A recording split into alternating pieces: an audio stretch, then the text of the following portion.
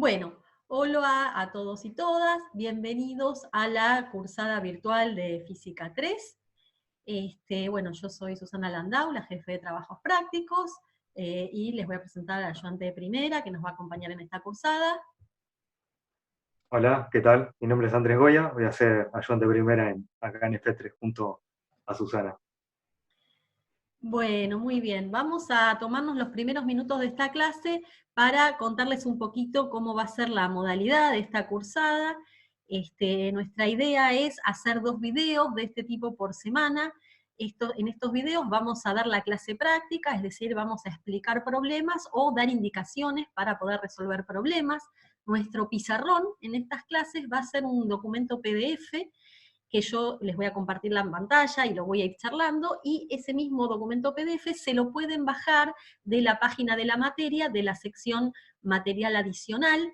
Yo voy a intentar poner este PDF un día antes, por lo menos, para que lo puedan ver antes, para que lo puedan ir viendo antes.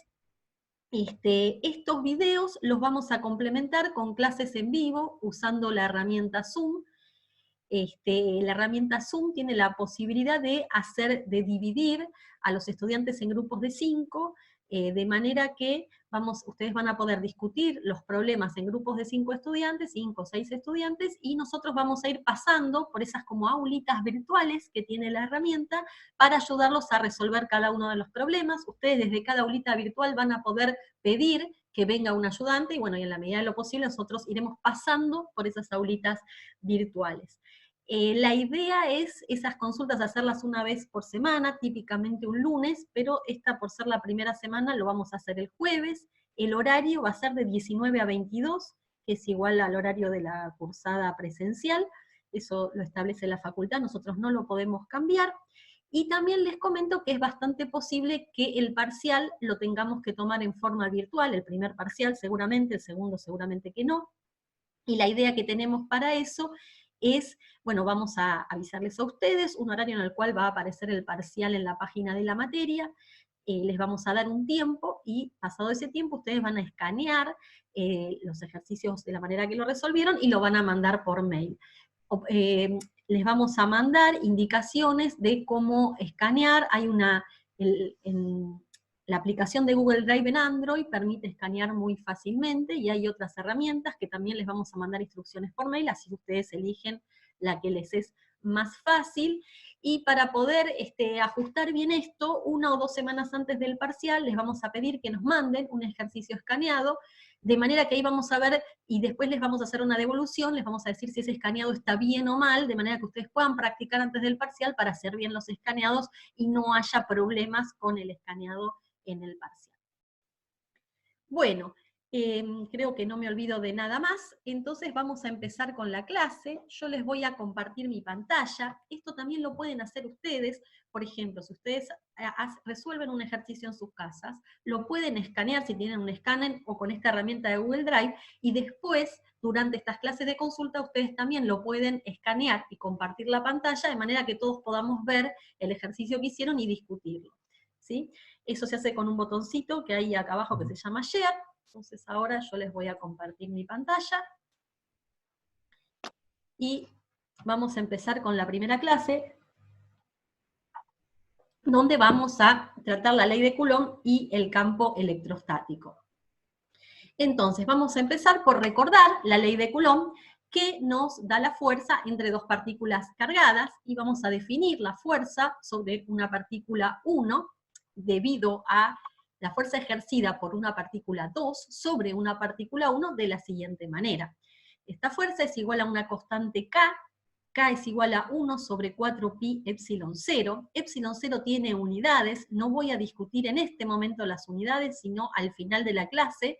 Voy a dedicar un tiempo a discutir las unidades de la fuerza y también introducir las nuevas unidades que vamos a necesitar en la materia.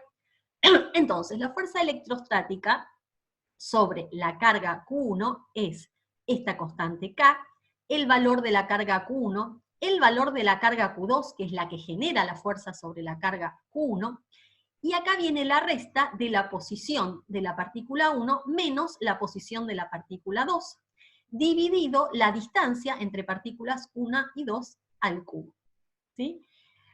Para resolver los primeros dos ejercicios de la guía, solo van a necesitar el módulo de la fuerza que está descrita en la ecuación 1, pero para el ejercicio 3 va a ser muy relevante la dirección y el sentido de la fuerza.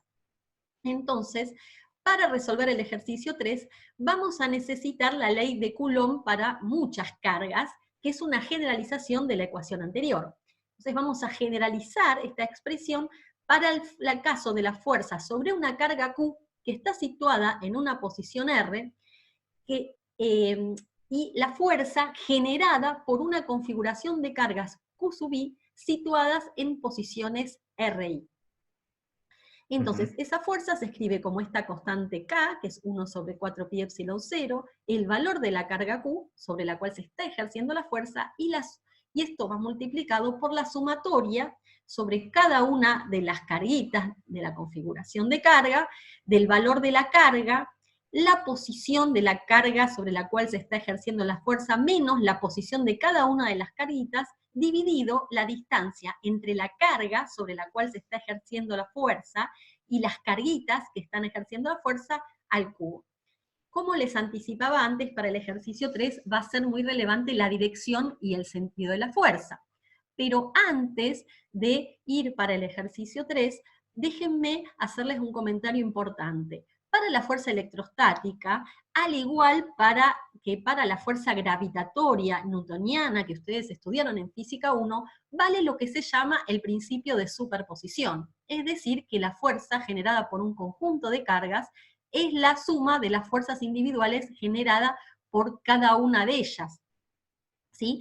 Lo mismo ocurría con la fuerza gravitatoria, y que en el sentido que la fuerza generada por una distribución de masas o una suma de masas individuales era la suma de las fuerzas generadas por cada una de esas masas. Les voy a adelantar algo que van a ver capaz mucho más adelante en la carrera, cuando ustedes estudien la teoría de la relatividad general de Einstein, o sea, cuando la gravitación la describan con la teoría de la relatividad general de Einstein, esto no va a ocurrir, no va a valer el principio de superposición para esa fuerza gravitatoria. Pero para estas fuerzas que estamos estudiando sí valen, y eso va a ser de mucha utilidad para resolver los problemas. Bien, vayamos entonces ahora al problema 3. En este problema se nos presenta la siguiente configuración de cargas. Tenemos un cuadrado de largo L, donde hay una carga en el centro y carguitas en cada uno de los vértices de distintos valores, estas carguitas. El problema nos pide evaluar la fuerza sobre la carga Q que está ubicado en el centro del cuadrado, generada por las cargas que están en los vértices. La manera más canónica que uno tendría de hacer esto es aplicar directamente la expresión de la ecuación 2 a esta configuración de cargas. Sin embargo, yo quería discutir acá con ustedes argumentos de simetría, porque nos van a facilitar, nos van a ahorrar muchas cuentas y nos van a permitir saber la dirección y el sentido de la fuerza antes de hacer la cuenta específica. Bueno, vamos para ahí. Bien, entonces, en esta filmina lo que yo quiero charlar es la contribución a la fuerza sobre la carga Q que está en el centro del cuadrado, generada por la carguita 2Q que está en el vértice superior derecho y la carguita 2Q ubicado en el vértice inferior izquierdo. Empecemos por la fuerza debido a la carguita 2Q que está en el vértice superior derecho. Recuerden ustedes que la expresión de la fuerza, la dirección, era R, el punto campo, o sea, el centro del cuadrado donde queremos calcular la fuerza, menos RI, que es la posición de la carguita que genera la fuerza, en este caso la posición de la carga 2Q. Entonces, si uno dibuja la dirección de R menos R' para la carguita 2Q, va a obtener la flecha azul, ¿sí? De la misma manera, si uno dibuja R, la posición de la carga en el centro del cuadrado, menos la posición de la carguita 2Q en el vértice inferior izquierdo, la dirección de ese R menos R2Q va a ser la flecha roja, ¿sí? Y como, fíjense que ambas fuerzas tienen la misma dirección y sentido opuesto. A su vez, los valores de las cargas van a ser iguales y la distancia a la cual se hallan del centro son las mismas. Por eso, y solamente por eso, sabemos que la fuerza total de ambas cargas se va a anular en el centro del cuadrado, pero esto pasa solo en el centro del cuadrado y porque las cargas son iguales. En cualquier otro punto dentro o fuera del cuadrado, las fuerzas debido a estas dos carguitas no se van a anular. Bien, pasamos ahora al caso de qué es lo que pasa con la fuerza, la carguita Q, que está en el vértice superior izquierdo, y la carguita 4Q, que está en el vértice inferior derecho, ¿sí? En este caso, también podemos ver, por ejemplo, tomamos la carguita Q, y vemos la dirección, nuevamente va a ser R, es el centro, la posición del centro del cuadrado, y R' es la posición de esta carguita Q. ¿Sí? R menos R' nos va a dar la dirección de la flecha azul. Si ahora calculamos R menos R' para la carguita 4Q, lo que vamos a obtener es la flecha roja. Nuevamente, obtenemos para ambas fuerzas la misma dirección y sentidos opuestos. Sin embargo, acá hay una diferencia, y la diferencia es que los valores de las cargas no son iguales. Las distancias sí son iguales, y como las distancias son iguales, nosotros vamos a poder decir que esta configuración total de cargas, este cuadrado con estas cargas en los vértices, a efectos, y solamente a efectos de calcular la fuerza en el centro del cuadrado, es equivalente a la siguiente configuración. A un cuadrado, a una carga Q, ubicada en el centro del cuadrado, y solamente una carga 3Q ubicada en el vértice inferior derecho. ¿Sí? Entonces vamos a aplicar la ecuación 2 solamente a estas dos carguitas. ¿Sí? Para calcular la distancia entre Q y 3Q es fácil ver, recordemos que el lado del cuadrado es L, y entonces por el teorema de Pitágoras obtenemos esta expresión de D en función de L. Bien, entonces ahora solo tenemos que escribir la posición de la carguita 3Q, que es nuestro R' o RI, ¿sí? Vamos a tomar como nuestro origen de coordenadas en el centro, donde está la carga Q, de manera que R, la posición de la carga Q, va a ser 0, 0, 0, y R' o RI, perdón, tiene que ser RI acá, va a ser L sobre 2 menos L sobre 2, 0. Entonces, cuando aplicamos la ecuación 2, lo que vamos a obtener es K por Q por 3Q, lo cual nos da un 3Q cuadrado. R menos R' nos da menos L sobre 2 en la coordenada X, L sobre 2 en la coordenada Y, y 0 en la coordenada Z, y la distancia al cubo es L sobre raíz de 2 al cubo. Bien, de esta manera resolvimos el problema 3. El problema 4 también no lo vamos a resolver, se lo sugerimos hacer ustedes y discutir en la sesión de consultas del jueves. De la misma manera que en este problema hicimos uso de las simetrías, también van a tener que usar simetrías en el problema 4, y otra cosa que van a tener que usar en el problema 4 es recordar la expresión del campo eléctrico para una distribución de cargas puntuales. Entonces acá se las vamos a recordar. El campo eléctrico para una distribución de cargas puntuales en un punto R del espacio se escribe como la sumatoria sobre todas las carguitas de mi distribución de cargas, de la constante K, el valor de la carguita, la posición donde quiero calcular el campo, menos la posición de cada una de las carguitas, dividido la distancia de las carguitas al punto campo al cubo. ¿Sí? Recordemos, y esto va a ser importante para todos los cálculos y para toda la materia, que RI es lo que llamamos punto fuente, es decir, las posiciones de las cargas que son fuente del campo eléctrico. Y R es lo que llamamos punto campo, es decir, la posición donde vamos a evaluar el campo eléctrico.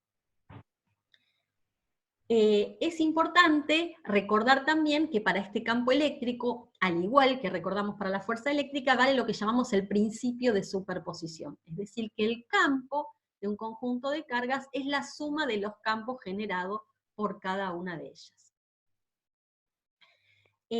Otras expresiones que les van a ser útiles en otros problemas que tienen que resolver son la expresión para el campo eléctrico para una distribución continua de cargas, porque hasta acá vimos cargas puntuales, pero muchos problemas van a pedir que ustedes calculen el campo o la fuerza eléctrica para una distribución de cargas que pueden ser en volumen, en superficie o una distribución lineal.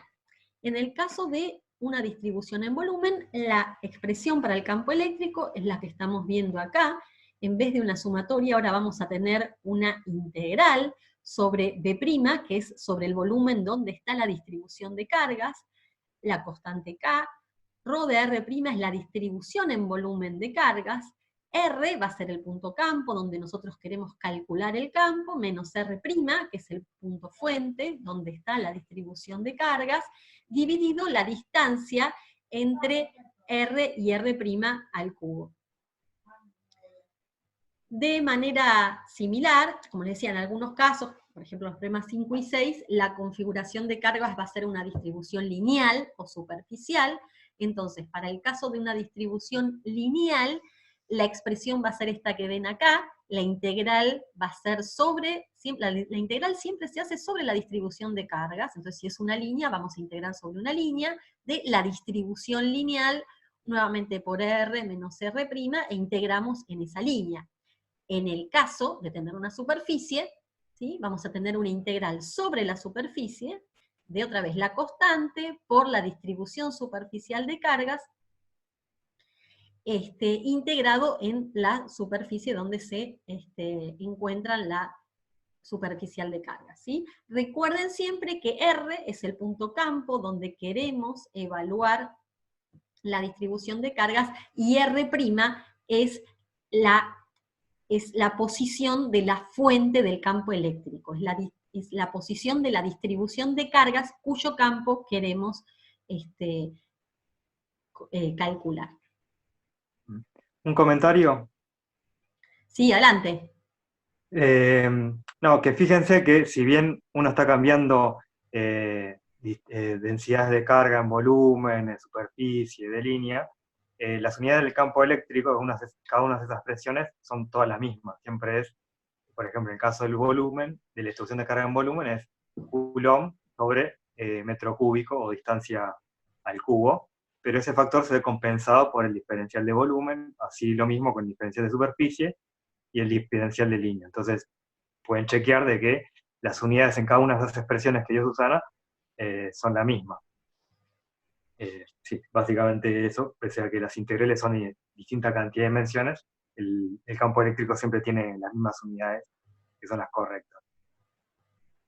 Bien, continuamos ahora con una ayuda para resolver el problema 6. En el problema 6 se nos propone escribir el campo eléctrico para una corona circular de radios A y B, que está cargada en superficie, y el campo eléctrico se pide calcular solamente sobre el eje Z, ¿sí? Entonces vamos a empezar recordando cómo escribir R y R', ¿sí? R es el punto campo, o sea, el eje Z, o sea que es bastante fácil darse cuenta que esto va a ser 0, 0, Z, en coordenadas cartesianas. Ahora, R' tiene que describir la posición de mi distribución de cargas, en este caso, la corona circular cargada, y esto lo voy a escribir en coordenadas cartesianas, pero componentes polares. Entonces voy a escribir R' como R' coseno de φ', R' seno de φ', 0, ¿no? Porque no hay distribución de carga en el eje Z. ¿Sí? Entonces, esto es una de las cosas importantes que tienen que saber para resolver el problema 6. Y finalmente, una consideración de simetría, ¿sí? También es un problema donde si uno hace consideraciones de simetría, se salva de hacer muchas cuentas. ¿Cuál sería la consideración de simetría en este caso? Nosotros queremos calcular el campo sobre el eje Z. ¿sí? Entonces, supónganse que yo agarro un diferencial de carga en esta parte de la corona, ¿sí? Y veo cuál es la contribución al campo eléctrico de este diferencial de carga sobre este punto del eje Z, ¿sí? R va a ser la posición sobre el eje Z y R' va a ser la posición del diferencial de carga, ¿sí? Entonces estarán de acuerdo conmigo que la línea azul me está dando la dirección de R menos R'. Y la contribución de este diferencial de carga al campo eléctrico sobre este punto del eje Z va a estar dado por la flechita azul. Si ahora tomo el punto simétrico respecto del eje Z y me pregunto cuál será la contribución al campo eléctrico dada por este diferencial de carga que está ubicado simétricamente respecto del anterior sobre este mismo punto del eje Z, voy a encontrar que la dirección es esta misma línea y que la contribución va a ser la de esta flechita azul. Y es fácil darse cuenta que entonces las componentes Y del campo se anulan y solo tengo componente Z. Fíjense que este mismo razonamiento que acabo de hacer, lo puedo hacer para todos los puntos sobre la corona circular. Para cualquier punto de la corona circular puedo encontrar un punto simétrico, de manera que la componente Y o X siempre se va a anular y solo va a sobrevivir la componente Z. Si ahora, por ejemplo, cambio la ubicación en el eje Z y me fijo otro punto, por ejemplo, acá abajo, también voy a obtener lo mismo. La contribución acá va a ser una flechita en esta dirección, ¿sí? Y voy a tener una flechita, pero siempre voy a encontrar el punto simétrico que me va a dar una contribución en esta dirección, ¿sí? De manera que, nuevamente, la dirección del eje del campo va a ser sobre el eje Z, capaz en otro sentido, ¿sí? Pero solo voy a tener componente Z del campo eléctrico, y eso me puedo dar cuenta simplemente teniendo en cuenta la simetría de la distribución de carga cuyo campo eléctrico quiero calcular, ¿sí? Yo de todas maneras les recomendaría para este problema, si quieren, es hacerlo sin tener la consideración de simetría y chequear que efectivamente cuando ustedes hagan la integral sobre la distribución de carga, las componentes X e Y se van a anular. Bien, vamos a terminar la clase, como les decía al principio, discutiendo un poco las unidades de la fuerza eléctrica e introduciendo algunas unidades que van a ser necesarias durante toda la cursada. Vamos a usar el Sistema Internacional de Unidades y si recordamos la expresión del módulo de la fuerza eléctrica, que ejerce una carga Q1 sobre una carga Q2, vamos a obtener esta expresión. Q1 por Q2 sobre 4pi epsilon 0 d cuadrado, donde d es la distancia entre la carga 1 y la carga 2. Y acá déjenme definir epsilon 0 como 8,85, 10 a la menos 12 faradios sobre metros, ¿sí? Y muy importante no confundir esta F de faradios con F de fuerza, ¿sí? Y el faradio son segundos al cuadrado, coulomb, que son las unidades de carga, al cuadrado, dividido kilogramo por metros al cuadrado. Entonces, sabemos que la fuerza, ¿sí?, tiene que tener unidades de Newton, ¿sí? Q1 por Q2 me van a dar unidades de Coulomb al cuadrado. Y la distancia me va a dar unidades de metro al cuadrado. Epsilon 0 me va a dar unidades de faradios sobre metros, ¿sí? Entonces voy a escribir Coulomb al cuadrado sobre estos metros al cuadrado de la distancia, y ahora voy a escribir los faradios, que están dividiendo, entonces los escribo como segundos cuadrados, Coulomb al cuadrado, dividido kilogramos por metros al cuadrado, pero guarda, porque epsilon 0 es faradios sobre metros. Entonces acá queda otro metro, ¿sí? Metros cuadrados se van con metros cuadrados, Coulomb cuadrado se va con Coulomb cuadrado, y entonces finalmente me queda kilogramo, metro sobre segundo al cuadrado, que no es otra cosa que los viejos y conocidos Newton. Bien, veamos las unidades del campo eléctrico. Sabemos que tienen que ser unidades de fuerza sobre carga, o sea, Newton sobre Coulomb, ¿sí?